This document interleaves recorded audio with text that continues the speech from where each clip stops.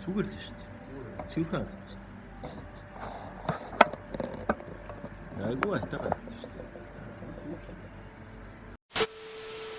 Би нөөс цэвэрхийг рүү. Карт юу сайн. Нарийн шинэ бүхгүй юу яаж хэлчихвээ. Тэгээд манай хэлчихсэн шууд яаж нэг асуусан. Өмнө нь баг залгууч юм байна.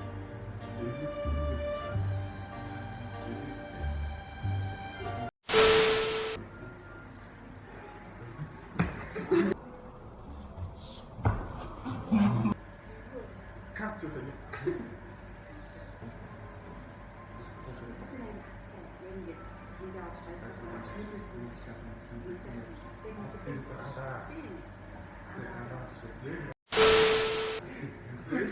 When those kind of rats work. Can't you say it?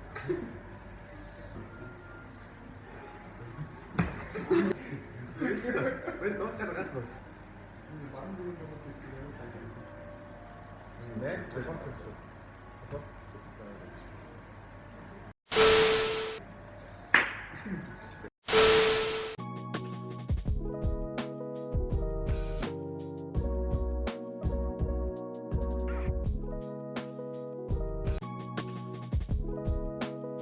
Сайн байна уу? Канталав подкаст юм аа. За дараагийн дугаар та бүхэн төрөхөд бэлэн болоо да. За тэгээд бид бүхэн бол яг өөрсдийнхөө бие дөрүүлээ бас бичдэг хэрэгсээ хийгээгүй. Энэ бол үүдээ анхны бичлэг байгаа. За тэгээд ер нь яг бидний нэг өмнө бид нар те нэг аватар байдлаар өөрсдийнхөө зургийг оруулаадсан шүү дээ. Яг энэ удаагийн бичлэг болон одоо үүнээс хойш бичлэгүүдээр ер нь ихэвчлэн бид нар өөрсдийнхөө царайг оруулаад яг ийм дөрвөн хүн байдаг шүү гэдэг царайгаар нэг харуулж байгаа. яг ийм байдаг шүү. Яагаад ингэж бас царайгаа харуулах болсон дээр шалтгаан нь өөрсдөө ингэж яг бүтэн гарах болсон шалтгаанаас бид бичлэг хийгээд яг нэг жилийн өмнө яг Канта гэдэг подкаст хийя гэдэг санааг гаргасан. Одоо бид дөрөв бичлэг хийгээд бол 1 жилийн хугацаа болох гэж байна. Энэ оны 1 сарын 21-нд те 21-нд бидний 1 жилийн болох. За үүнтэй холбоотойгоор бас биднийг сонсдог баггүй сонсогчтой байгаа. Тэр сонсогчтой бид нэр өөрсдөө царайгаа харуулъя гэж бодсон байгаа те.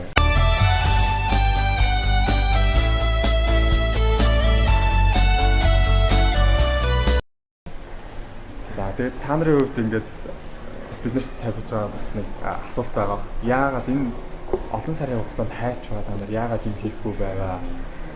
Бид нар чинь 10 дугаар подкастаас хойшоо ер нь бол ер нь 9 дугаар подкастаас хойшоо баг хийгээгүй шүү дээ. Контент мэт. Далаа руу өсрөмсөн байна. Контент мэт алга. Энэ хугацаанд юу хийсэн бэ? Тэгээд ямар ажлуудыг амжуулсан бэ? Хөөе болон хамтдаа юу хийсэн бэ гэдгийг өнөөдөр нийтдээ ер нь базаж ярина. За одоо зүгээр өөртөө бас товч танилцуулаад өчтэй энэ эхнээсээ өөрсдөө танилцуулах хэрэгтэй байна. За намайг Бэлгүү Наран гэдэг Монгол Улсын их сургууль та бүхний ажилласан Монгол Улсын их сургуулийн хууль зүйн сургуулийн 5 дугаар төвшний буюу төгсөх төвшний оюутан байгаа. Бас Канта подкастын үүсгэн байгуулагчдын нэг дөрвөлд байсан. Өмнө үзүүлэгчдийн нэг 25% эзэмшдэг. Арьсэрдэг. За намайг болохоор Шатар гэдэг. За мэдээж бас хууль зүйн сургуулийн 5 дугаар төвшний оюутан. Тэгээд ер нь Шаги гэж дууддаг. Тэгээ манай ганц эвхтэй байгаа. Одоо хараад мэдсэн. 3 жилийн дараа ганц нь бишчээж болцсон байна. 2 3 болцоо талид яваад ирсэн. За өөргөө хэлцүү та. За намайг бол Батбаяр гэдэг. Бид бол бас нэг курс. Тэгээд 5 дахь курс. Хуулийн сургууль дээр суралцаад явж байгаа. Ийм нэг үе тэмдгийн залуучууд байгаа. Тэгээ бас Канта подкастын 25% эзэмшдэг. Тэгээ би 5% дээр бас ярилцж байгаа. За сайн би Канта подкастын төлөөлөл зөвлөлийн заавал. За миний нэрийг эрхлэгэн гэдэг. Би Мөсийн хууль зүйн сургуулийн Японы эрх зүйн 5 дугаар курс оюутан. Одоо 1 жилийн хугацаанд энэ подкастыг хийгээд бас кино мөн үзээд бас гоёлаа. За ер нь яг ямар үүрэг ролтой байдаг лээ? Би юу? Би бол одоо эдит хийдэг юм байна. Манай бичлэгнүүд яг яагаад уддаг шалтгаанаас 100% холбоотой. Тэгтээ бас гайгүй чанга дутаад байна. Дээрээс нэмээд бас ганц Япон хэлтэй. Тэгээд бид дандаа хэлдэг Японоор яриаг үзүүлчих. За яа. Бүгд яг хэлэв гасгүй. Тэгээд аригатаа хөө. За тэгээд 100 юу хий? За яг ийм дөрвөн залууч байна. За 100 бид нар чинь сүүлийн бичлэгээ 9 Канта подкаст хамгийн сүүлд орсон баг тий. Тийм подкаст 10 сард орсон. 10 сард орсон. Тэрний өмнөх 9 дугаар чинь 5 сард орсон байсан тий. 5 сар. Тэрнээс хойшоо ер нь бол бид нэр 10 дахь дугаар дээр 10 дахь подкастн дээр хэлсэн. Бид амар айгу өөрсдөө одоо нэг чөлөө олгоод амарсан байгаа зуны хугацаанд. За зуны хугацаанд өөр юу хийсэн бэ? Зуны хугацаанд гоё аяллаа. National дадлага хийсэн. Сайн хийсэн маа. Би бол ажил хийсэн. Бас ажил хийсэн байна. Ажил хийсэн байна. Дадлага хийсэн байна. Тэмцээн оролдоонд орсон юм байна. Жон завгууд хийсэн байна. За зуны хувьд бол нэг тиймэрхүү. За бидний одоо яг өнөөдрийн сэдвүүд маа гарчган дээр бас гарч байгаа. Яг хичээл ороод буюу 9 сараас 12 сарыг дуустал бид юу хийсэн бэ гэдгээ одоо ярих гэж байгаа. Юу хийсэн бэлээ? Тийм. Дадлага. Дадлага хийсэн шүү дээ. 12 сар хөтөлж та хэдэн сар? 4 сар, 10, 11, 12, 4 сар хийсэн. 4 сар хугацаанд дадлага хийсэн. Манай сургуулийн хувьд мэрэгжих дадлага буюу үйлдвэрлэлийн дадлага, бус газар болохоор үйлдвэрлэлийн дадлага гэдэг юм даа. Үйлдвэрлэлийн дадлага нь болохоор 1 сарын хугацаатай. Бусдаа гэхэд 1.5 сар, 2 сарын хугацаатай. Маа сургуулийн хувьд 4 сар хийдэг. Гэхдээ зөвхөн 5 жил сурах хугацаанд нэг удаа хийдэг тийм дадлага. Тийм. 6 кредит. Тий. 6 кредит. Тэгээд бид дөрвийн хувьд болохоор шатар бит 2 прокурорын байгууллага дээр манай болт 2 болохоор бид нар болохоор Баабар гэж дууддаг шүү. Яг ярилцлагынхаа явц Баабар гэвэл бат 2 байна гэж ойлгохоор. Баабарын хувьд Баабар Минс бат 2. Тий, иргэний шүүхтэр хийсэн байгаа. Манай их хөдөлгөөний хувьд болохоор өмгөөллийн фирм дээр хийсэн байгаа. Гэх мэтлийн 3 төрлийн өөр байгууллага дээр хийсэн. Гэхдээ шатар бит 2 гэсэн өөр газар, өөр прокурорын байгууллага хийсэн байгаа. Тэгээд дадлагын тухай бас ярина. За эхлээс эхлээд өөрийнхөө нэг дадлаг хийсэн газрынхаа онцлог тий одоо нэг өмгөөлийн фирм гэдэг чинь одоо яг канонаар гадагаас яг юугаар ялгаатай анх дадлаг хийгээд очисон сэтгэгдэл дараа нь дадлаг хийгээд одоо 4 сарын хугацаанд дадлаг хийгээд дууссан маа штэ. Тэр хугацаа хоёрын хооронд одоо эхлэх төгсөл хоёрын хооронд ямар зөрүү байсан бэ? За эхний өдөр бол амар байсан. Амар сандарсан. Яг бас хамаагүй юм ярьчихвал бас тэнийг болчих болоо гэсэн хамаагүй юм ярихгүй тэгэл ер нь нэлээд сандарсан. Эхний сар бол бас ер нь сандарч мандаа жоохон юм дээр асуухт нь төгдрөж мөдрээд хариулцдаггүй тийм их хэцүүс байсан. Гэтэ амьдрал минь чи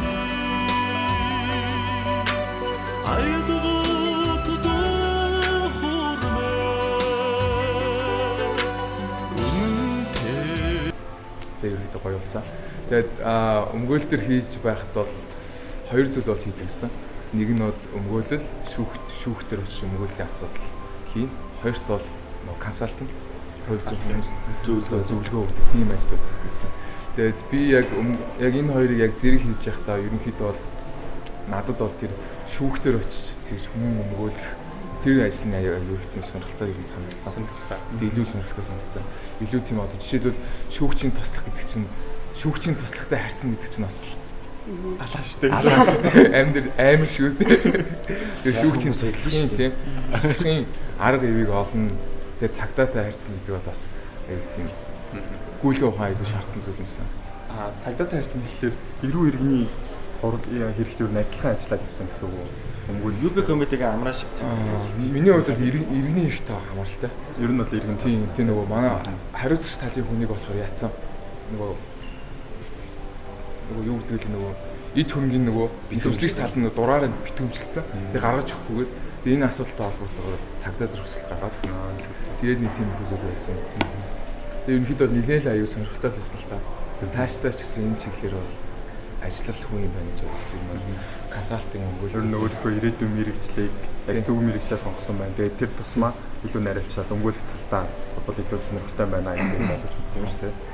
За манай Баабри хувьд шүүхтэр ажилласан маа. Шүүх шүү дээ. Тийм. Чингэлтэй дүүргийн иргэний юм яах шүү дээ.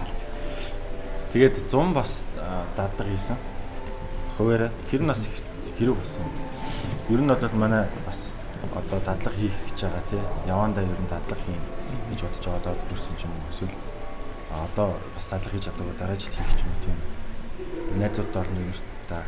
Ихэд бол бас өөрчлөлт ер нь дадлага бас энэ тэнд хийгээд туршлага хүмүүд бол бас их зүгээр санагдсан. 100 бас давхар шүүхтэй хийж байсан. Тэгээд энэ намрын хувьд бол агашны шүүхтэр яг гаргасан гэхээр нотлох баримтыг бол агашны шүүхтэр л цуглуулж байгаа. Талуудын гаргасан шинэ нотлох баримт бол агашны шүүхтэр л гарчдаг. Давх голын хяналтын шийдний шүүхтэр шинэ нотлох баримт гаргадаг. Агашны шүүхээ тийм иргэний шүүх шүү дээ. Агашны иргэний шүүх. Тэр утгаараа онцлог. Тийм утгаараа бас орж ирж байгаа. Тэгээ мэдээж нэхэмжлэлүүд дөнгөж бас агашны шүүхтэр ирж байгаа учраас нэхэмжлэг авах хугацаатай холбоотой ч юм уу. Нөгөө бусад чатны шүүхүүдээр гардгүй ажиллагаануудыг бас илүүтэй мэдэж авах хүсэж байгаа. Тэр утгаараа ороод явсан. Ийм ер нь бол иргэний процессыг бол агашны шүүхтэр бас их суралцаж ойлгодог гэсэн үг. Бидний ч юм баг процессын иргэн чи ерөөч захиргаач процессын хичээлүүдтэй онтой нэр өвцсөн. Тэр нь яг чанаргүй гэж байгаа юм шиг. Гэхдээ яг танхимын сургалтын бодвол чөлөөтэй асуулт асууж боломж хязгаарлалт нь байдаг. Жохон тийм бидэрт бол жохон төвхтэй санагдчихсан хэцүү ч юм уу те. Амьд дээр боохгүй ч юм. Чи яг анхны коронавигийн жил шүү дээ тий. 20 он шүү дээ тий. Тэгээ биеэрээ ороод ирэхээр ер нь бол илүү сайн мэдэж ойлгож байгаа. Энэ утгаараа бол хачаад болтой байсан. Одоо бид нар ч юм болохоор энэ хуулийн сургууль сурахдаа ерөнхий анги, тусгай анги, процесс гэснээр хэрэглээ 1 2 гэж авдаг штэ. Тэгээ яг энэ болгон ч мөрийг нэг академик мэдлэг биднэрт олгодог. Яг нэг практик байхгүй. Яг энэ практик мэдлэгийг баттах одоо нэг академик мэдлэгийг баттах зүйл чинь өөрөө нэг дадлага байгаа даа штэ. Тэгэхээр процесс ажиллагаанд бол одоо нэг процессын хуулийг бол ер нь бол таньж мэдсэн гэсэн үг үү? Нэвтэн чааш. Тэр 60 нэр юу зааж байна. Яг хуучны төгс байна гэж байна. Тэгээ хуулийг тайлбарлах гэсэн цаг хугацааны нөхцөл өөрчлөлттэй байдаг шүү дээ. Эсвэл арай оновчтой тайлбар хийдэг ч юм уу. Хүмүүний хамгаалсан талаас. Тэр нэвтүүл гэж ойлгож байна. Өөрийн хэмжээнд байгаа хэмжээнд фактор хөндлөлөд явж байгаа. Туршлага бол юм хүнд англ дутаж явдаг шүү дээ. Хууль ялангуяа нийгэмтэй холбоотой нийгэм өөрчлөлт чинь хууль бас дагаад сайжирна. Уг нь бол хууль нийгмээр урд нь гарч байгаа хэрэгтэй тийм. Яг Монголс манайхан ч тиймэрхүү байдалтай. Тэгээ хуулиуд бас муу гэж байгаа юм биш. Хууль байгаа ч бас бидний амьдрал илүү бас аюулгүй. Илүү системлэг гэж юм те. Тийм сайн явж байгаа. Гэж ойлгох юм байна. За шатруу. За шаги. За шаги. Бид шаги гэж дууддаг байгаа шүү. Миний тийм прокурорын байгуулалт хийсэн. Тэгээд яг дадлага хийхдээ эрүүгийн иргэн шүүхтэр хийх үү эсвэл прокурор дээр хийх үү гэж байгаа прокурор сонгосон. Тэгээд сонгосон ч байх тэгэл за яг цаашаа прокурор болно гэж яг бодоод тэгээд дадлага хийсэн. Тэгээд яг прокурор болоход прокурорын байгууллагад нь орж дадлага хийх бас арай нөгөө мэрэгчлээ сонгох юм уу те хэрэг болох байх гэж бодоод ер нь прокурор сонгосон.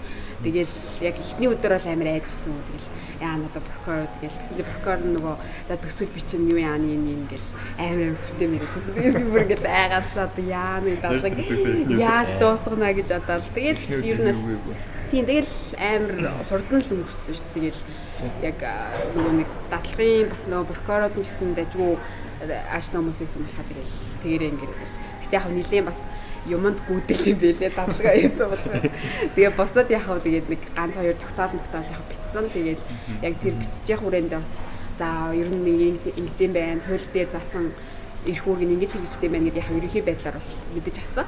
Тэгээд бас яг прокурорын байгууллага дадлага хийсэндээ бас мэдээжгүй хэрэгэж уншин хоолндоочгүй тэгээд наагур цаагаар тэгэл зүдээ тэгэл архив гээл тэр чинь бас тэгэл бас өдөө бичигээр би нөгөө хавтас хэрэг мэр үдэж чаддаггүй байсан би яасан яхав үдэж суурсан тэгээд яг тэр ч одоогсон тийм дадлагаар л ер нь сурах юм байлаа шүү. Тэгэл угаасаа мэдээж хичээл дээр энэ хавцыг ингэж үдэн гэж заахгүй тэгэл угаасаа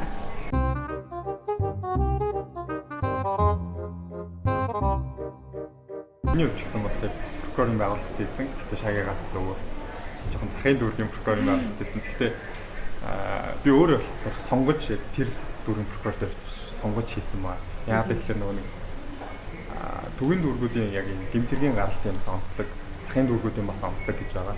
Тэгээд захын дүүргүүд болохоор ерөнхийдөө янз янзын хэрэгүүдээс орж ирдэг. Бүр малын улгаа хүртэл орж ирж байсан тохиолдол та. Тэгэхээр би нөгөө нэг тий аюул сонирхолтой. Тэгээд хотын дөр мал хариулахгүй л байна. Захаар л яриулж байна. Малын улгаан гэмтэрийг хүртэл орж ирж байсан. Тэрний зэргийг хүртэл орж ирсэн. Тэгээд өөрөө нөгөө нэг одоо сайн ярьсан академик мэдлэгээ бүр баттгахыг гэсэн болохоор илүү нөгөө нэг олон төрлийн гэмт хэрэг дээр хяналт тавьж үзье.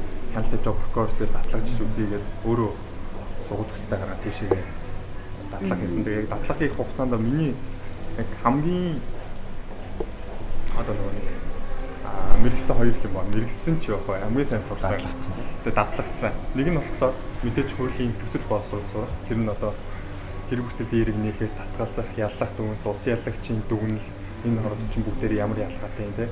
Одоо жишээлбэл прокурорын байгууллагад анх хэрэг орж ирэх гомдол мэдээлэл цагдаа дээр ирэхдээ тэр гомдол мэдээллийг яаж шалгаад, цаг мөрдөгч нь яаж шалгаад, тэр нь хяналтын прокурор дээр яаж орж ирээд, тоо бүртгэл нь яаж тэрийг тараадаг гэдэг ч юм уу, зоодог ч юм уу. Тэр бүгдийг сурсан. Хоёр дахь зүйл нь болохоор хавц зэрэгт өвдөгцсөн задлангийн зургийг бол үнэхээр юу ч бодлогүйгээр эсвэл харж сурсан. Эрүүгийн шүүхлээр хамгийн ихний өдөр бөөлсөн. Би ч нөгөө бөөлж таашаагүй. Хамгийн ихний өдөр бас яг нэг тийм задлангийн зураг хараад дотор мохоор хоол идэж чаддгаа өдөр цайндаа орч чаддгаа. Дотор мохоор гээд би ч юм уу ингээд гар ороо салгана. Шүн унтах гайц нөгөө нэг задлангийн чинь зураг зөөдлөлээ.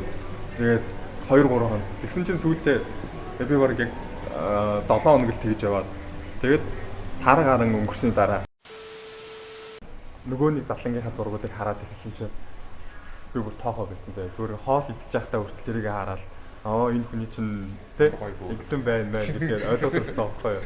Одоо нөгөө нэг ярьж болохгүй юм байгаад байна л та. Гэдэг ч юм уу тэр одоо тийм төсөөлч юм лээ. Тиймэрхүү хоёр зүйл ерөөдөө дадлаа. Хамгийн их дадлсан. Бас бус зүйлүүдийг сурч авч байгаа да. Одоо жишээлбэл прокурорын байгууллага үүсэл хөгжүүл яг юу хийдэг байгууллага гэдэг ч юм уу. Тэрхүү чи яг өөдөөсөө нэг тав. Яасан би.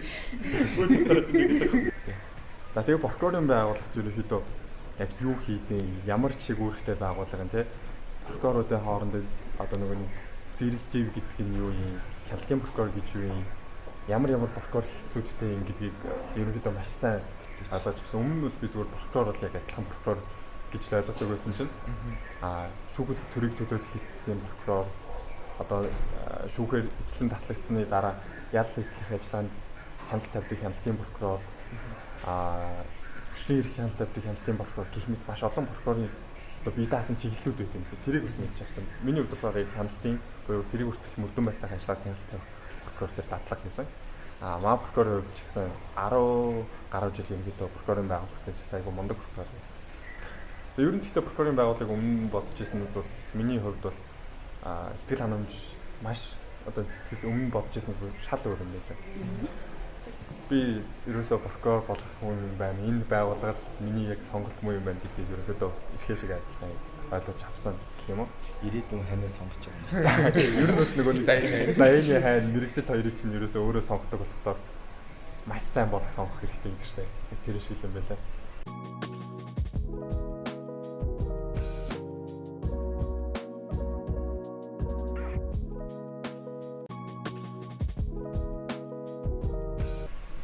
За гэх мэтлэн бид дөрөв тийм дадлага хийгээд 4 сарын хугацаанд дадлага хийсэн дээ. Дадлагынхаа дундуур бас бид дөрвийн хувьд Монголын хуульчтай холбооны ерөнхийлөгчийн нэрэмжит шүүхийн мэтгэл замын Мохтрал 2021-тэй 2021 тэмцээнд оролцсон. За тус чиглэл бүрээрээ одоо эрхийн хувьд энэ ангид хамгийн яг асуултанд хариулахаар нуугдсан байдаг шүү дээ. Нэг том мэдээ жижиг хөвгт араа нэг авчихсан. Тэр шиг авах яг нөгөө нэг чаваас сууж байгаа. Нөгөө булангаасаа тэгээд надаас асууж өгдөө. Манай эрхийн хувьд болохоор иргэний эрх зүйн чиглэлээр тийм шүүх мэтгэлээр навцсан. Иргэний шүүх. Бат 2 шагийн шатар 2-ын хувьд болохоор арбитра шинээр 2019 оноос хойш хоёр дахь удаа л зохиогдчихэ. Хоёр дахь удаа шинээр орж ирсэн төрөл буюу арбитрийн чиглэлээр орсон. Маш шатар чинь эрүүгээс арбитр руу орж шүүхийн мэтгэлцээнд аваад. Манай Бат 2 шатар 2 маань тус тэмцээнд төрүүлсэн байгаа. За миний хувьд болохоор эрүүг эрх зүйн чиглэлээр шүүхийн мэтгэлцээнд тэмцээнд орсон. За тэгээд Мохтралын хувьд одоо нөгөө нэг тус тусын төрөл болгоно өөр гэсэн онцлогтой шүү дээ. За иргэний эрх зүйн. За эрхээс одоо эхлэхгүй байна. Одоо таяраас эхлэе да. Төрүүлсэн хүмүүс байна. Өөрсдийнхөө сэтгэлд хэлэх юм уу? Арбитрийн мэтгэлцээ гэдэг чинь бол ерөнхийдөө шүүхийн мэтгэлцээ.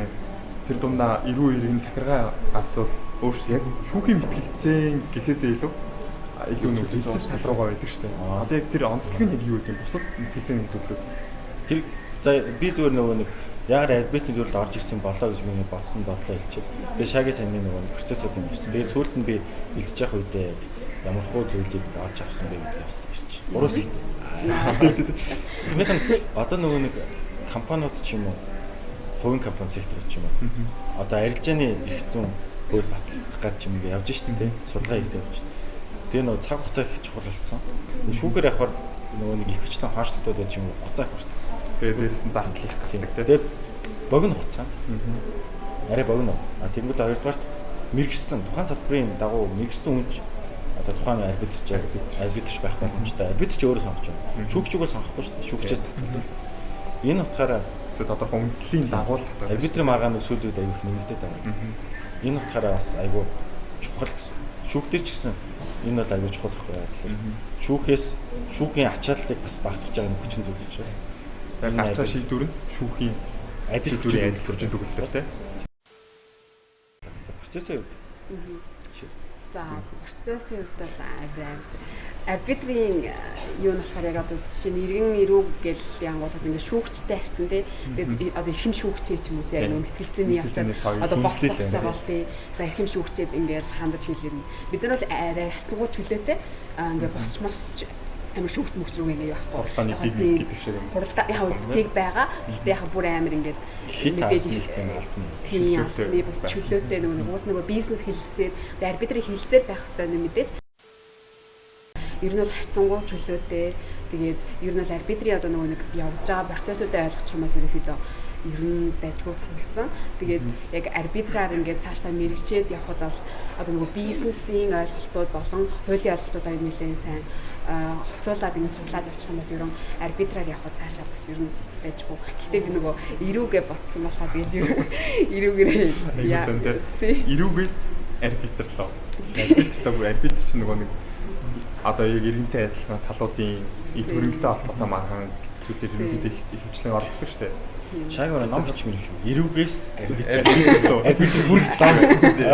Тэгээд энийг нөгөө угаасаа мохтрал тэмцээнд ороход нөгөө нэг яг хувь хүний чадвараас илүү нөгөө багаар ажиллах чадвар. Тэгээд нөгөө нэг багийн хүмүүсийн хэр ойлголцож одоо нөгөө нэг бэлтгэлийн туршид одоо ямар зүйл дээр төвлөрч ажиллах вэ те бусад багийнхаа гишүүдийг сонсох тэр зүйлээсээ хамаарч нөгөө амжилт нь тодорхойлогдно мэдээж тийм учраас яг амар хувь хүн ингээл нэг амар мэдлэг чадaltaй биш те түүнээсээ шалтгаалж нөгөө нэг одоо жишээ нь арбитрийн юу нэгэд төрүүлсэн гэж байгаа төрүүлсэн нь одоо нөгөө хувь хүний чадвараас шалтгаалаагүй нөгөө багийн гишүүдийн уур амьсгал тэгээд бэлтгэлээ хэр хийсэн бэ гэдгээс шалтгаалдаг юм байлээ гэж бодсон. Тэгээд угаасаа альва юм гэсэн тэгээд багийн тэмцээн уралдаанд багтаа ямар сэтгэл гаргаж ивэ тэр хэмжээгээр л юу амжилт нь тодорхойлох гэж нөхөө. Ингээ багийн уур амьсгалыг олон эдиттэй хурдан хийх юм бол айгүй гоё явах гэж байна манай багийн уур амьсгал. Бүх хандаа одоо эдит хийх гэж удаач гэсэн гарчаад байдгаас одоо бүр өстө гаргаж гарахгүй. Манай подкастыг манай бичлэгүүдийг ерөнхийдөө нөгөө нэг хуулийн сургуулийн оюутнууд үзэж байгаа. Тэрнээсээ гадна яг ингээ хуулийн сургуульд орох гээд байж байгаа одоо нэг 10 жилийн төгсгөнгийн ч юм ахлагын хүүхдүүд бас зөвхөн нөгөө хуулийн мэрэгчлэхгүй хуулийг ингээ сонирхдаг мөртлөө тэргүүр модоггүй хүмүүс бас одоо үздэг шүү дээ. Тэгэхээр гэж найж байгаа. Ер нь бол судалгаа хаасан яг үедээ тийм төрлийн хүмүүс үздэг юм байна. Судлаач гэдэг тийм. Яг тэр хүмүүст зориулаад арбитр гэж юу вэ гэдэг арбитрийн мэтгэлцээ гэдэг нь ерөнхийдөө сая ярьлаа шүү дээ. Арбитр гэдэг нь яг өөрөө юу юм бэ гэдгийг цөөн утгаар тайлбарлах юм бол арбитр юу? Тийм. За. Одоо хүмүүсийн маргаан гарлаа. Тэгээ төрөнгийн маргаан.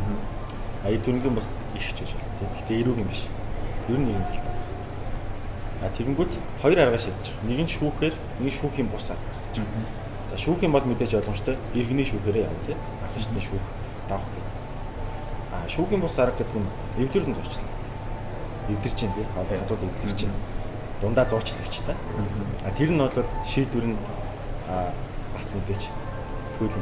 Яагаад тэгэхээр эвлэрлээ шүүхэд баталгаажуулах юм бол төлөвлөлттэй. Өөрөөр хэлбэл тэмдэг марахгүй. Шүүгч захимжилж байгаа бол зүгээр талууд хоорондоо ярьж байгаа эвлэрэх тухай юм да нэгтөөтэй баталгаажуулж байна. Гэхдээ шүүхтэр одоо захимжлагдаагүй байх юм бол жишээлбэл одоо шүүхтэр маргаж орж байгаа чи. За эвлэрүүд нь болж. Хоёрдугаар бол юу юм гэхээр энэ арбитр бол эвлэрийн зуршлыг бол зууршлагч нь бол харьцангуй мэрэгжлийн гэж харж байгаа. Харьцангуй та мэдсэнгүй алдна. Гэхдээ эвлэрийн зуршилч гэсэн бас мэдээч мэрэгжлийн юм байх боломжтой л да талбай. Арбитрч бол ялч үгүй юм.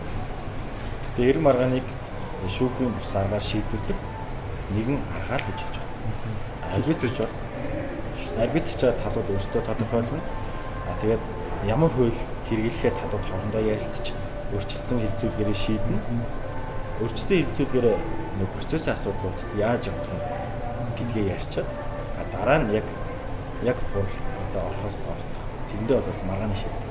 Мэдээж эхлээд талууд эвлэх санд байна гэдгийг мэдээж альч үед эвлэрч байна. Шийдвэр гаргахаас өмнө бүгд эвлэрч байна. Шийдвэр гарлаа. Шийдвэр чинь төгөлдөг. Тийм аа. Зөв. За баярлалаа. За одоо ирэхээс иргэний эрх зөв одоо чиг дээр оролцсон салбар эрх зөв болохоор одоо Шатар Баабар хоёр шиг бол биш. Зайлшгүй шүүх хуралдааны дэг, шүүх хуралдааны процесс ажиллагааны дагуу шүүгчийн хараа одоо нөгөө хяналтанд гэх юм уу те тэгж явдаг юм эрх зүйн салбар мэтгэлзээний хэлбэр ч гэсэн. Энэ онцлогоос хуваалцвал одоо тэгээд яг иргэний эрх зүй гэд мэтгэлзээн яг яаж явагддгийг процесс дараал ажиллагааны юу гэдэг. Тэгээд бэлтгэхдээ бэлтгэлийн үед яаж бэлтжээ. За эхлээд ер нь иргэний процессын талаар жоо тавч ярив тийм. Иргэний процесс бол илүү тийм нөгөө цахилгаан болон эрүүг бодох илүү чөлөөтэй. Одоо диспозитив зарчим бол үүснэ. Өөрсдөө нотол баримтад цуглуулж өгнө. Шүүгч бол одоо дур мэдээл одоо танах нотол баримтаа гаргаж өгөөч мөн шиг тийм зүйл байхгүй. Талууд хин сайн тайлбараа бичнэ. Хин сайн нотол баримтаа сайн гаргаж өгнө. Тэр одоо хин идэвхтэй байна. Хин сайн үнслээл нь тэр ерөнхийдөө бол иргэний шүүхтэр бол ялт байгуулах гэдэг бол тэр бол зарчмын дагуулт юм байна. Тэгээд миний хувьд бол иргэний мохт бол бэлдэж байхад бол нэгт хамгийн сайн сурсан зүйл нь болохоор хариу тайлбар болон тэр нь бол нэхэмжлээ яаж бичих вэ? Ямар дараалтад бичих вэ? Энэ дээр аюу бас анхаарсан. Тэгээ манай одоо яг одоо биднийг удирдахжсэн багш нарын хувьд бол Норуу самбаа багш байсан. Норуу самбаа багшууд биднэрт бол айлуулах тийм бидний нөгөө хууль хэрэглээний асуудлыг сонсоод наад чинь бол болж байна. Наас нь жоохон татхаж жоохон төвхтэй байна гэх мэтлэн бол хэлдэгсэн. Зол заяа шүүгчийн хувьд болохоор илүү тийм процесс ажиллагааны тал дээр яаж юу шүүх хуралдаар мэтгэлцэх үү гэх аль үед нь одоо дууга өндөрсгөө аль үед нь одоо хуруугаа инх тийм мэтгэлцэх чадварын талаас заадаг гэсэн. Тэгээд бид нар бол энэ зүйлүүдийг сурсан. Тэгээд хамгийн бас их ер нь бол хуульч хүнд хэрэгтэй зүйл юу байдаг гэдэг талаас зүгээр багш нараас сонсон зүйл юу гэхээр сайн бичиж сурах хэрэгтэй юм лээ. Нөгөө талынхаа ярьж байгаа нөгөө талын хаашаа өөрсдийнхөө юм бичиж сурах хэрэгтэй. Гараар бичих хэрэгтэй. Тэгэх юм бол одоо бид нар чинь ингээл одоо юм ярихдаа ингээл жоон бас ингээл үг мөн хойно урдаа ордон шүү дээ. Тэгэхээр сайн бичдэг болоод ирэх юм бол ярих мэн хүртэл ингэж яг бичиж байгаа юм шиг байна. Илүү төгөлдөр чинь гэсэн. Гэж юм ярихгүй. Тэр аюу тийм сайн ярьдаг бас үнэлтэд хэлдэг тийм ур чадвартай сурсан юм байна гэдээ сайн урьдсан. Тэгээ миний үүрэг ролын хувьд би болохоор эхлээд хариу тайлбарынхаа үндслийг хэлдэг. Тэгээ төгсгөлийн нөгөө нэмэлт тайлбар хэлдэг. Тийм үүрэг ролтод оролцсон. Тэгээд 14 хоногийн хугацаанд бол ер нь бол маш их зүйлийг бол сурч мэдсэн. Иргэний мокё хэдэн гишүүнтэй яаж оролцдог вэ? Бидний хувьд 6 гишүүнтэй. 3 нь болохоор нэхэмжлэгч талаас 3 нэхэмжлэгч талаас тоглоно. Үлдсэн 3 нь болохоор хариуцагч талаас бэлдээ явуулсан. Ерөөс ингээд хоёр талаас нь хоёр талаас ингээд зэрэг явуулсан. Тийм байсан. Арбитрийн хувьд чи хэдэн гишүүнтэй одоо нэг үүрэг ролоо яг яаж хуваалцдаг вэ? Одоо нэг мокч 90 өргөн захиргаа арбитр гэдэг 4 салбар салбартай. Тэгэхээр бүгдээр нь 6 гишүүнтэй байна шүү дээ. Тэгвэл ингэж 3 нь бол яг мэтгэлцэн. Тэг дээр гэхдээ аль ч 3 нээж болно. Холилдож болно, солиодож болно. Тэр бол яаж багийн тухайн одоо тактик асуудал. Яаж бэлтгэх юмс багийн тактик асуудал.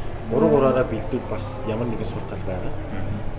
Аль аль нь юу гэдэг чинь дотроо нэхмэж хариуцлаа хамтдаа бэлдсэн ч бас асуудал байна. Тэгэхээр аль нь манай даваа талтай гэдэг чинь тэр үгээр юм бэлдээд явах юм. Ер нь бол мэтгэлцэх хоорондоо мэтгэлцэх тусам тайлбар сайжирдаг, хэмж сайжирдаг, яг тийм нотлох баримтаа илүү олон талаас нь хардаг болдог. Ийм чадваруудыг тодорхой хэмжээнд олж авдаг гэж бодож байна. За, миний хувьд болохоор эрүүгийн эрх зүгээр эрүүгийн эрх зүйн төрөлд материал орсон. Тэгээ яг эрүүгийн эрх зүйн эрүүгийн мэтгэлцээ гэдэг нь ерөөсөө эрүүгийн шүүх хуралдаан гэсэн үг. Эрүүгийн шүүх хуралдаан нь хоёр хэсгээс бүрддэг. Гэмбуруугийн хурал, хоёрдугаарс нь эрүүгийн хариуцлагын хурал. Тухайн этгээдийн яллагдж байгаа этгээдийн гэмбуруутай гэдэг тогтоосны дараа за энэ хүн одоо жишээлбэл хөнгөн гэмтэл учруулсан гэмт хэргийн яллагдагч боллоо гэж бодоход эрүүгийн хуулийн тусгай ингээ 11-ийн 6-т заасан гэмт хэргийг үйлцсэн гэдэг гэмт буруутай нотлохоримтууд нь хангалттай нотлогдож байна. Тийм учраас одоо эрүүгийн хариуцлага хүлээл инэ буюу хоёр дахь хурал нь эрүүгийн хариуцлага одоо эрүүгийн хуулийн тусгай ингээ 11-ийн 6-т заасан аль хариуцлагын төрөлийг сонгож оногдуулах уу гэдэг тусдаа хоёр хурал болдог. Яг материал гэдэг чинь ерөнхийдөө жижигрүүлсэн шүүх хуралдаа шүү дээ. Оюутнуудын дунд зохион байгуулж байгаа. Бидний хувьд болохоор яг нэг хурал явсан. Эрүүгийн хурал гэмбуруугийн гэмбуруугийн хурлын эрүүгийн хариуцлагын хурал нэг зэрэг явдаг. Усын яллагчийн дүгнэлт болон яллах дүгнэлт нь бас зэрэг болдог. Бид нар бас яг 6 гишүүний бүрэлдэхүүнтэй 3 тал нь хариуцагчийн шүүгдэгчийн өмгөөлөгч 3 тал нь улсын яллагч буюу прокурорын талаас ингэж хоорондоо мэтгэлцдэг. Тэгээ бид нарт 4 кейс ирсэн. 4 кейс ирээд тэр 4 кейс дээр манай бодлохоор яг хүүхнийхээ чадвар үндэслээд яг бага 3 тэнцүү уусан. Өмгөөлөх талд нь илүү одоо нэг тийм ятган үнэмшүүлэх чадвартай, бусдыг өөртөө татах, тий тухайн хэрэгээ ойлгоод уншаад бусд хүмүүстэй тайлбарлаад хэргийн гаргалаа юу гэдэг тий тэрийг шүүгдэгчийн талд аль ашигтай болгож чадах ярианы баялагтай сэтгүүлгээ ухаан сайтай тийм хүмүүсээ өмгөөлөх талдаа оруулаад илүү шүүмжлэх сэтгэлээ илүү хөгжсөн. Одоо шүүх хуралдаан дээр төрийн нэрийн өмнөөс оролцож байгаа прокурорыг төлөөлж чадах үстэй. Прокурор гэдэг хүн чинь бас дуу хоолойны өнгөтэй гадаад биеийн хилэмжээс ахуулаад мэтгэлцэх чадвар сайтай, илтгэх чадвар сайтай хүмүүсийг яллах талдаа оруулаад тэгээд хоёр талаасаа сар гарны хугацаанд бид нар ингэж хоёр талаасаа бэлдэж тоглодог байсан. Миний хувьд болохоор улсын яллагчийн тал тэр дундаа яллах дүгнэлт буюу хамгийн эхлээд хурал хэрэг эхлээд яллах дүгнэлт унш танилцуулдаг. Прокурор улсын яллагчаар оролцоод тоглосон байна.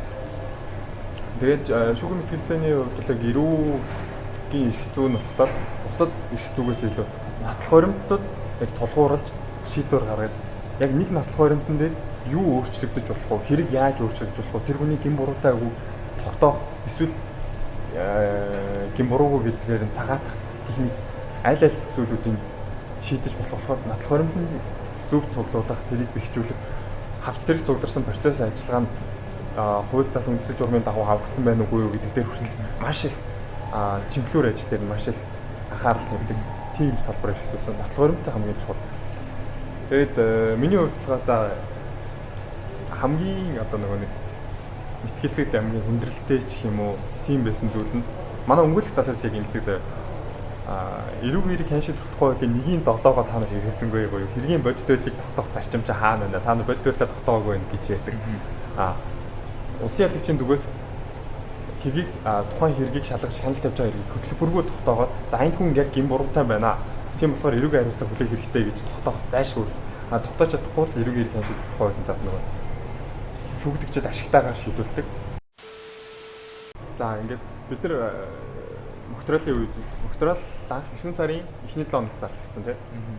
Тэгээ бэлтгэл. Земля в иллюминаторе, земля в иллюминаторе, земля в иллюминаторе видна. Как сын грустит о матери, как сын грустит о матери. Ихвэсэн гадуур бид нар чи явж болохгүй карантины байдлаа бид бэлтгэлээсэн шүү дээ. Яг бэлтгэлтэй холбоотой бэлтгэлээ яг яаж хийсэн тийм ер нь яг яаж хийвэл үр дүнтэй юм байна гэдэг ч юм уу. Тэгээ бас бэлтгэлээ хийж явах үед болсон хөгжөлтэй явдлуудаас ярил. За одоо ихээс Ер нь яг бэлтгэлийг хэрхэн хийдэг вэ? Надаас нэг мэдсэн байх тийм. 9 цагт бид нар эхлэх гэсэн. Тэгээ 9 цагт эхлэнгүүтээ 9-өөс 9:30 орох бид нар кофе уусан.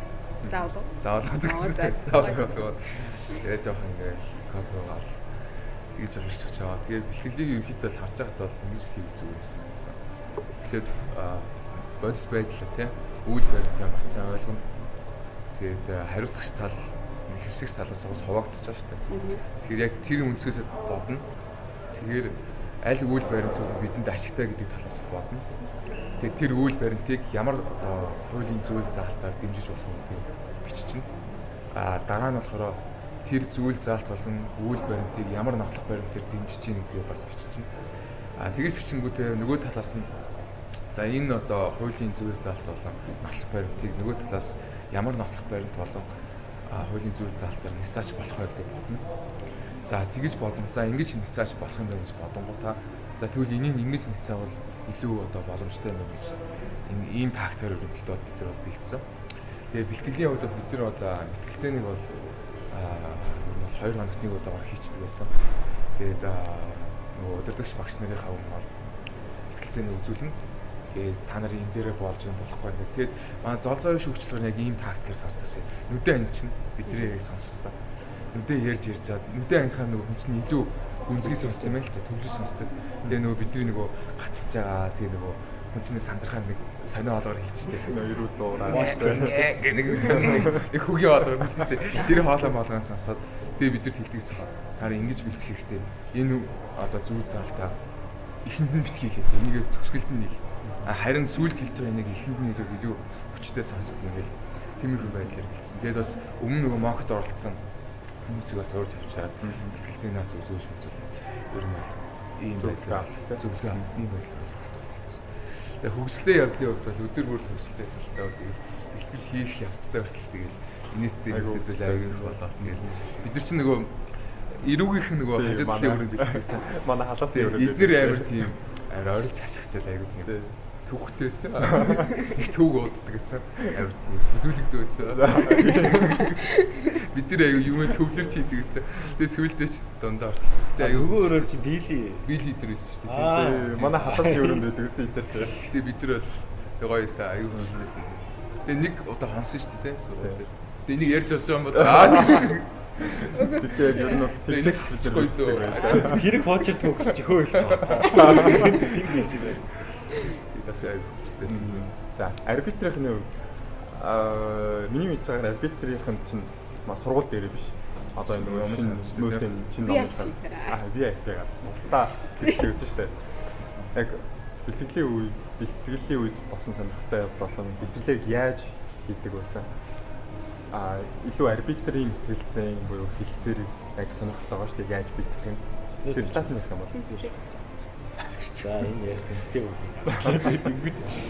Дэмжээрэй. Тийш. Бид тэр хинтэй гэсэн. Тэ чи нөгөө нэг яг бараг яг нөгөө нэг кейс зарлагдтал бас нэг хэд хоног байсан юм байна. 3-4 хоног тийм. Энэ хугацаанд бид нөгөө яаж ярих вэ?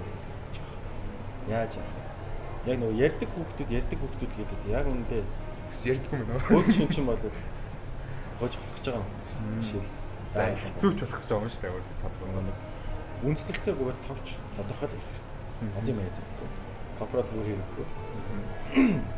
Тэгээд нэгдүгээр бол бид нар жишээлбэл хэрэг унших арга барил тайлхаас болчихж байгаа. Хэргийн зузаанаас найдаг гэсэн. Жишээлбэл хүмүүс ер нь их зузаан намаараад зарим хүмүүс жишээлбэл яадаг ч юм. Тэнгүүд тэнд бол чи хэрэгтэй байгаа хэрэггүй юм байна тийм. Хэрэгтэй бол хэрэггүй үйл баримтуудыг ялгаж зорч нэгдвэр шүү дээ. Хоёрдугаар энэ бол яг хувь тусдаа хийсэн бэлтгэлүүд гэсэн. Бүгд хэрэгээ уншиж байгаа. Тэгээд үнэлээд яг манайхан их гэдэг. Одоо нэг жишээлбэл хөөлчин зөөгч хоёр юугаар адилхан гэсэн чи хөөлчин хуулиа мэдж авдаг шиг шиг тийм. Хөөлчнийг яг тийм бодит байдлыг өөрөөр оруулж шилдэг юм шиг тайлбарлаад байна тийм. Тэгээд энэ тайлбараас буруу гэж бодож. Яа тэгэхээр хэрэгээ бүгдээрээ уншаад яасан ч барахгүй яг бүх тодорхой нотлогоо баримтуудаа бүлийн зөвшөөрөх хэрэгтэй. Аль ч талаас. Энэ маш чухал. Яг хэрэг нь бас өөр. Энэ дээр тулгуурлаж бид нар дараагийн юм ярьж. Тэгээд нэгдүгээр хэрэг унших нотго баримтуудыг үнэлэх асуудал. Энэ хүч байдал яаж тогтоож байна? гэдгээ маш сайн харж байна. Тэгээд хэрэгээ уншиж сурч байна. Дараа нь альч талаас нь тоглосон болох үйц. Энийг бол шатраар бол нүүдэл гэж би тайлбарлаад байна л да. 3 нүүдэл 4 нүүдэлтэй. Эхний ээлжинд наацхийн ингэж асуух бидний ингэж хариулна, ингэж бол ингэж хариулна. 3-4 нүүдэл. Тэндээс дээшээ боломжтой бол бүр их нүүдэлтэй. Энэ яг мэтгэлцээний үед бидний тайм багт аягүй их нүүдэл. За эдгээр ингэ яачлаа. Ингэж ярих угаасаа. Нөгөөдлөөс ингэж ярих юм. Тэгээд бид 3-3-аараа бэлтжижсэн. Нэг нь ихэмжлэгч нэг нь хариуцч. Тэгээд мэтгэлцэн дээр бид нар нэг алдаа гаргах гэсэн ихэнх хугацаанд юу вэ гэхээр бид нар яг ихэмжлэгч хариуцагчийн яг нийлбэр таарад ингээд нэг барьцалтад болох юм шиг бодсон байхгүй. Яагаад тэгэхээр энэ бол буруу. Эцсийн төвшинтлэхгүй гэсэн үг шүү дээ. Эцсийн дүндээ аль нэг нь л ялна шүү дээ. Тэгэхээр тэр хизээш нийлмэж байна. Нэг нь нэг үндэслэл нөгөө нэг үндэслэл хэлэн тий. Аль илүү үндэслэлтэй гэж шүүгч үзэж байгаа, бидч үзэж байгаа л ялна шүү дээ. Тэгэхээр нийцүүлэх гэсэн. Тэгэхээр аль илүү үндэслэлтэй байна тэрийгээ сайжруулад аль илүү муу байна тэрийгээ бүр батгах тал руу очиж явдаг. Энэ систем бол бидэрт тохирсон гэж үзэж байна. Хоёрдугаарт амбиц гэдэг зүйл байна. Тэрийгээ дарах хэрэгтэй. Амбиц гэдэг зүйл цаашлаад боход илүү юм байна. Тэгээд бас багийн уурын цэцгэлтэй юм муу юм хэлж штэ. Тэгээд ер нь бол хэрэгээ уншиж сайн танилцуулж байгаа юм. Тэгэхгүй бол хэрэгээ дутуу уншсан байж байгаа нэг л мэтгэлцгээд байгаа юм шиг. Хэрэгээ бүрэн уншаагүй байлаа гэсэн. Гэдэг юм билээ. Тэгээд хөндлөгийн өмнөс ч гэсэн бас тийм харагдсан байл. Тэгээд сэтгэл зүй болон үндэслэл гэсэн хоёр юм дээр юм явдаг юм. Сэтгэл зүй бол багийн болон хувийн сэтгэлээс хамаарна. Тэгээд үндэслэл бол хэрэгээ хэр уншсан гэхээс тийм л. За читрээ хөвчтэй. Тэгээд өдөр болгон хөвчтэй байсан юм аа. Өдөр болгон. Энэ үгүй ч юу бидээс тустай байгаа даа штэ тий. Та яаж хэлсэн мэдэхгүй. Тэгээд бид нар яг давуу энэ хэдээс давуу талтай нөх юм амар юм гоё өрөөнд байсан. Бүр сургуулаас нэг юм бүр хурлын танхим ч юм уу. Тийм их газар байсан. Тэгээд яг сургуулаас төлхүүрийг аваад тэгээд бид нар өөртөө өөрийн эзэмшил өөрөг аваад тэгээд яг бэлдсэн болохоор амар тухтай. Тэгээд тухтай өрөөнд байхаар угаасаа бэлтгэлийг нөгөө урам зориг гэх юм уу тий. Нөгөө өглөө нь жишээ нь гэрээсээ эрт босоо гарахад хүртэл одоо нөгөө өрөөнд очиж газ бэлтгэл гоё ангаагаа гэж өглөө эрт босчихсан. Тэгээд газ ингээ яардаг байсан. Тэгээ бас нөгөө нэг хамт бэлтгэл хийж байгаа нөгөө багийн гишүүд маань бас гоё байсан болохоор тэгээд нөгөө гишүүдтэйгээ уулзахын тулд бас ингээ яардаг байсан. Тэгээд угаасаа ингээ нөгөө 5 дугаар курс тэгээд ер нь дахиж ингээ сургууль дээр одоо ийм олон цагаар байх хугацаа ер нь одоо байхгүй шүү дээ. Тийм учраас яг сүүлийн одоо ингээ энэ тэмцээнд орчих хугацаанд бараг 2-7 хоног яг бүтэн яг багаараа хамт нөгөө бараг хон жинжүүл нэг ганц хоёр хонсон. Тэгээд хон жинжүүл бэлж байгаа сүүлийн юу нөгөө одоо ийм бэлтгэл байсан учраас илүү нөгөө нэг багийнхантайгаа тийм хөгжөлдөг. Тэгээд тэр цаг нь бас нэмэгдсэн бас таашаал юу гэдэг вэ? Халамжтай байсан. Тэгээд угаасаа яг тэмцээнд орж байгаа гэж зөвхөн нөгөө нэг хэрэгээ уншаал тэгээд ингээ байгаад юм бол ямар ч нөгөө урам зориггүй. Тэгээд ямар нэг юм байхгүй. Тэгээд гоё бэлжих хугацаанд байгаа өөртөө дурсамжаалж бүтээгээд хэрэгээч уншаал тэмцээндээж бэлдээл яг аль алын гоё зохицуулаад тэгээд бид нар бэлтгэлийн хугацаанд тэгэл амар идсэн. Тэгээд идэж уугаал зүг. За уухан цааш идэж идэл тэгээд юм нэг доос юм байна. Доос шүү дээ. Гэдэг хөөс. Нэг амар өөсөн тий. Би бас яах вэ? Нэгтэй талдаа үйлээгүй. Баамарч ганцхан байсан тий. Тий 6 гишүүний 5 нэмэгтэй байна. Тэнгүүтээ амарсан. Тэр чинь ингээд оюутнуудын санд хураагаа чийж байгаа. Тэгсэн чинь ингээд 5 нэмэгтэй нэг ихтэй. Ганц ихтэй. Гэтэ тэнч баг ялгаа байгаагүй л дээ. Би баг энэ стэйшгэл байсан гэж. Тэгээ маргаан баг ихтэй юм шиг байна. За битгэхгүй. Тэгээд нэг үйлс юм а тийм нэг маргалтаа гөөнөр. Хит нөгөө нэг өөрийнхөө үндэслэлээр жоохон хоёр талаасаа ярьчаад тэгээд тэндээсээ маргаа өсөж байгаа. Гэтэ хоорондын тийм маргаа мэтгэлцэн бод угаасаа ямар ч эрүүл комьюнити байдаг шүү дээ. Тэгээд хоорондоо интегрээд нэг үйлс юм байна. Тэгсэн чинь тэр юуг шаги рекорд хийсэн юм байсан. Одоо утсан дээр байгаа. Хийсэн байсан байлээ. Тэр зарна байсан. Тэгээд яг тэмцээн болж байхад угаас тэгээд уйлах, инээх үеуд ингээд тэр үеуд нь одоо бодохоор ингээд инээд одоо ингээд гоё чих юм үү те. Тийм дурсамжтай нэг аюу гоё юм байсан тийм. Баасан дөрж одоо манай багийн баасан дөрж гэдэг хуулийн багш өдөрсөн баг. Тэгээд манай бэлтгэл дээр хаяа даа ир тий. Ер нь бол бидний нэг тийш диктатурны ч юм юм байгаагүй. Ер нь зөнгөөр нь бэлтүүлсэн. Бид нар ч тэгээд бас нэг даварч нааш шашаа бүгчээгүй. Нэг удаа бүр ингээд хүүхдэд даваад байсан тий. Хүүхдэд харж байгаа. Тэгээд өмгөртөөлж байгаа. Хүүхдээ ингээд өвөр дээрээ тавьчихсан. Тэгээд бидний мэтгэлцээний бүгд хүүхд нэг өвөр дээр мандчихсан. Тэр бас айгүй гоё багийн бас нэг дотоод гоё юмсгал. Ихтэй нэг байсан. Ер нь одоо бас багшийн өдөрдох тактик бас нөлөөлдөг юм шиг санагдсан шүү. Амар хэлсэн манай багийн Эс. Тийм гоё дурсамж байна. За эрүүгийн манай эрүүгийнхний хувьд болохоор Монгол Улсын их сургуулийн хуулийн сургуулийн хамгийн гоё ангид буюу яг энэ шүүх хуралдааны яг зааланд загвар нэг тий. Загвар ангид шүүгчийн ширээтэй сандалтай одоо нэг өмгөөлөгч улсын ялагчийн ширээ сандалтай иргэдийн төлөөлөгчдийн сандалтай гэдэг ч юм уу тийм өрөөнд бид нар бэлддэг байсан. Тэр дутгаараа ч юм уу эхнээсээ бид нар жоох яг ингээд нэг ач холбогдолтой бэлдчихсэн. Яг хэлэлцэж байгаа. Тийм кейс задрахаас өмнө бид тэр ангид манайх дөрвөн төрлөөр орж байгаа юмнуудад зөвхөн манайд өгсөн гэхээр нь бид гайхаад нэр юм үгүй те. Яг тэр ангид ороод ирсэн чи цаанаасаа нэг тийм мэтгэлцэн байр юм шиг те. Тэгээ нэг улсын ялагч болцсон юм шиг яг тийм мэдрэмжийг аваад бид илүү ач холбогдол өгч бэлдсэн. Гэтэ яг бас назгаарсан зүйлүүд бэлтгэлээ өвчсөн жоохон назгаарсан зүйлүүд байгаа. Бид бэлтгэл бас жоохон хансан гэх юм уу. Кейс задрахаас 7 хоногийн өмнөөс эхлээд яг хуулиудаа дахиж уншаад байсан байхгүй. Эрүүг хууль, хян шийдвэрлэх хууль, одоо жишээл нотлох баримтыг яаж үнэлхий, хян шийдвэрлэх хууль 16-ийн 3 гэж юу юм гэдэг ч юм уу. Тиймэрхүү зүйлүүд ингээ эхнээсээ ингээд уншаад нэгнээс асуулт асуугаад тэгээ кейс задардаг өдөр бид 6-аг болохоор 3-3-аараа кейс задрахаас өмнө 3-3-аараа хуваагдсан байсан. Миний түрүүний хэлдэгчлэн 3-3-аа хуваагдаад яг одоо Баабрын саяны ярьдаг шиг хэрэгээ унших гэдэг дээр аюу ач холбогдол өгч байсан. Өмгөөлөх тал тухайн 4 кейсээс бүх өмгөөлөх тал шүүгдэгчид ашигтай талын нотлох баримтуудыг төвөдөг. Улсын ялагчийн зүгээс яллах талын нотлох баримтуудаа төвөдөг ч гэдэм үү.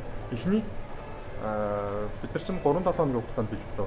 3-7 хоногийн хугацаанд бэлтгэхэд бид нар 7 хоногийн хугацаанд яг зөвхөн хэрэгээ 4 хэрэгээ уншаад хэрэгөөдөө задлсан. Задлана гэдэг нь юу вэ гэхээр ашигтай саяны ярьсан ашигтай нотлох баримтуудаа цуглуулаад мэтгэлцэд бэлэн болж ирсэн. Тэгээд бэлтгэлийн хувьд болохоор яг ингээ 3-3-аараа бэлтээл 7 хоног 2-7 хоногоос эхлээд мэтгэлцэхгүй болохгүй байна гэдэг. Манай иргэнийхээ яг манай хажуудлын өрөөнд байсан. Бид нар бүр айхтар бэлддэг за ингээ ширээ. Тийм. Бид 7 хоногийн хугацаанд яг нэг кейсүүдээ уншаад задлж байгаа. Бидний 3 хоног кейсээ аваад 3 хоногийн дотор дараагаа шууд мэтгэлцээд хэлсэн. Тэгээд гайхаад бид чинь ингээд амар хурдан ингээд хажууд байгаа өрөөний чинь ингээд хэлцээд байгаа бид зүгээр ингээд хэрэгээ уншаад байгаа. Тэгээд ингээд гайхаад багшаа бид нар мэтгэлц болоо мөс багш. За бидний хувьд болохоор анхаачны шүүхийн шүүгч бид нарыг бэлдэж өгсөн. Тэгээд шүүгчийн хувьд яг яаж бэлдсэн бэ гэхээр бид бэлтгэлийн арга тактикийг та хэрэгээ сайн задал, процессын алдаагаа сайн төв, мэтгэлцэх гэж яарад хэрэггүй. Ингээд яг 7 хоногийн хугацаанд бид нар яс суугаад кейсээ задлж ирсэн. Тэгээд 2-7 хоногоос эхлээд мэтгэлцээд хоорондоо мэтгэлцээд алдаа оноо юу вэ те асуултыг яаж тавих уу, ямар үед нь ямар асуултыг тавих уу, аль нотлох баримтыг үед нь гаргаж ирэх үү, яаж энийг шинжлэх үү гэдэг ч юм уу. Тиймэрхүү асуудал дээр айгүй чанга хандаж эхэлсэн. За тэгээд бэлтгэлийн хувьд болж исэн хөгжилтэй юм гэх юм бол сая ярьсанчлан иргэнийхэн манай хажуудалтай байдаг. Тэгээд бид чинь ингээл угаасаа нөгөө ирүү чинь айгүй сонирхолтой тий сонирхолтой их зүйн салбар нотлох баримтуудаас ахуулаад илүү хүний амьдралтай ойрхон хөрөнгө мөнгө яриад авахгүй одоо ингээд нүдэн дээр тоолгоо эргүүлэх тоо бодуулахгүй ингээд нөгөө хүнийхээ яаж хилцээ мэлцээр хийх гэдэг юм байхгүй. Яг нотлох баримтан дээр гих мэтлэгээд нотлох баримтууд нь айгүй инээдтэй гэдэг ч юм уу. Тийм үедээ бид нар хоорондоо нээлтэл энийг яаж шинжлэх үү гэдэг инээлтэй үед иргэнийхээ ингээд айгүй чимээгүй бэлддэг. Ороод харангуй ерөөсөө ямар ч дуу гарахгүй заяа. Тэгээ ороод харангуй ял юм хийж л өгдөө заяа. Тэгээ бид ингээ орилж чарлаад өгдөө.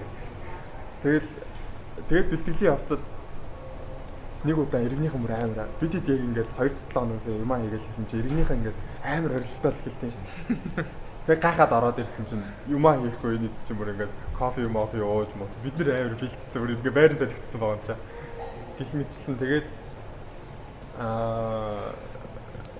хамгийн бэлтгэхэд яг анхаарал нэг зүйл байсан миний хувьд л эрүүгийн хувьд ч юм уу мэтгэлцээний хувьд ч юм уу одоо нөгөө нэг бид чинь анх удаага шүүх мэтгэлцээнээр мэтгэлцэж үзэж байгаа анхан суралцагчтай сургууль бид нар тийм шүүх мэтгэлцээг заадаг.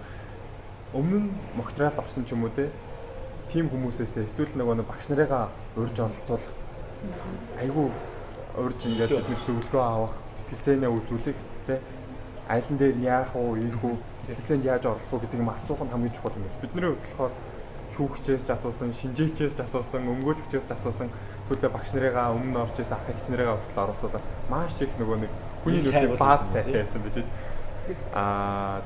Тэгээ нэг бас анхаармаар юм нь кейс задрахаас өмнө одоо ингээд нөгөө нэг сурах бичиг, хууль гэдэг ч юм уу те онлайн ном өдрөө бүгдийг ин сайн ингээд бэлтмээр юм байлаа. Тэгэхгүй бид нар болохоор ингээд за эрүүгийн хууль, эрүүгийн хэрэг хан шийдэх тухай хууль хоёр багтал бараг болчихно гэдсэн чинь яг тэр чинь нөгөө задлагдаг онлайн хууль, онлайн номнууд нь байхгүй. Тийм маргааны яг яаж задлах уу гэдгийг мэдэхгүй.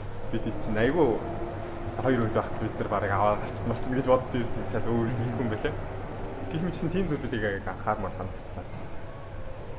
Тэгээд яг шүүхийн мэтгэлцээн болдог өдөр бол зүгээр мэтгэлцээн гэдэг чинь ерөөсөө л одоо парламентын мэтгэлцээч бай, Карл Попч бай, итгэлийн тэмцээн ч юм уу яг тэрнтэй адилхан өөрийнхөө байр суурийг баттгаад нөгөө талаа няцаахтаа л яг гол үндсэн суурь гэдэг юм байна гэдгийг амар сайн ойлгож авсан. Сандраад байх юм байхгүй. Яг тэгж л ойлгосон доо. Үнийг айгүй хэцүү юм сонсож байна. Арбитрийн юун дээр нэгсэн те яг арбитрийн тэмцээн болохоос 3 хоногийн өмнө 2 хоногийн өмнө шинэ нотлох юм байна. Нэг хэрэгтэй. 2 хэрэгтэй болов. Тийм. Тэгээ ер нь бол тиймэрхүү болсон байгаа. За ингээд ерөнхийдөө өнөөдрийнхөө подкастыг өндөрлөе. Тэрнээс өмнө шүүхийн мэтгэлцээ, магистрал тэмцээндээс бэлтгэлийн үед ч юм уу яг тэмцээнд оролцох үед сурсан яг нэг заашгүй шаардлагатай чадвар ч юм уу те сурч авсан зүйлүүдээ хуваалцсан бол за надад уламжлал хийсэн. За юм магистралс гэлтгүү ер нь юм мэтгэлцээний тэмцээнүүд ер нь оролцоод яг адилхан нэг зүйлийг айгүй сайн харс. Тэр нь юу гэхээр та нэг сая хэлсэн шүү дээ. Ингээд нотлох байртай сайн судлах хэрэгтэй, үндэстэй ярих хэрэгтэй. Тэрнээс гадна айгүй нэг чухал зүйл юу гэдэг гэхээр тэр нотлох байранд болоо үндэслээ шүүгч хүн ялангуяа одоо шүүхийн мэтгэлцээнд шүүгч хүн арбитр ч юм одоо маш хялбархнаар итгэн үнэмшүүлж ойлгуулах тэр чадвар маш чухал санагдсан. Жишээлбэл одоо шүүгч хүн чинь ингээл адилхан хүн штэ.